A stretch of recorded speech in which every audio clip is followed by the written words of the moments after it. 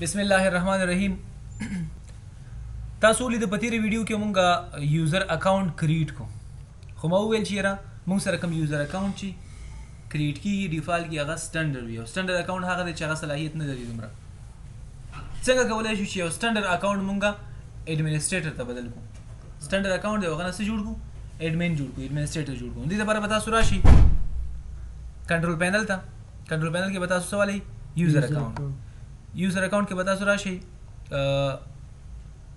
دی باندې چینج انذر اکاونټ باندې به کلیک کړئ. دلته به هغه اکاونټ انتخاب کړئ. دا همایون په نامه موږ جوړ کړو که نه، دا ډیفالټ کې سټنډرډ دی موږ سره.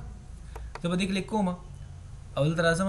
که غواړئ چې تاسو د نیم چینج کړئ، چینج د اکاونټ نیم په دې کلیک کړه، نوم ورته بدل کړه. زه یم چې یاره همایون نه دی،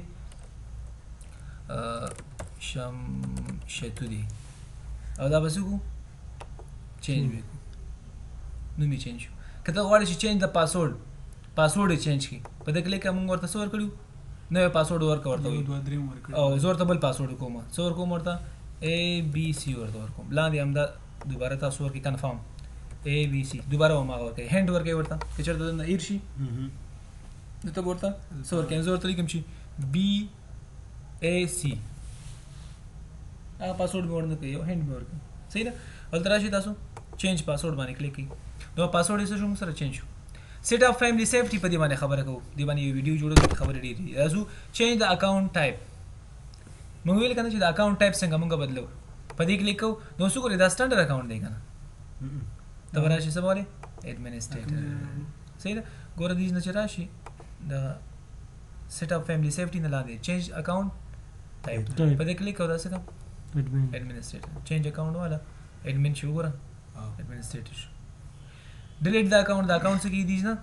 ډیلیټ کېږي، له منځه ځي. او که غواړې چې مطلب بل اکاونټ کې همدغه تغیرات راوړي، منیج انذر اکاونټ ته راشي، هغه بل نور اکاونټ درته درکوي، هغه باندې کلیک کړه، د هغه مربوط څه چینجز راوړل غواړي کولی شي. صحیح ده؟ نو دې نه تاسو یو اکاونټ ډیلیټ کولی هم شي. زه هم دا ډیلیټ کوم، فایلونه هم ډیلیټ کوم که نه، که فایلونه درته وساتم زه هم فایلونه هم ډیلیټ کوم. ډیسکټاپ باندې یا ډاکومنټس کې دي چې کوم دغه وي، دا هم ډیلیټ کړه راته. مثال په دې کلیک دا هم درته ډیلیټ کېږي. صحیح شو؟ نو دا مو سره د اکاونټ د یو سټنډرډ اکاونټ بدلول په ایډمنسټریټر باندې. صحیح ده؟ یا د هغه نیم بدلول، یا هغه د پاسورډ بدلول.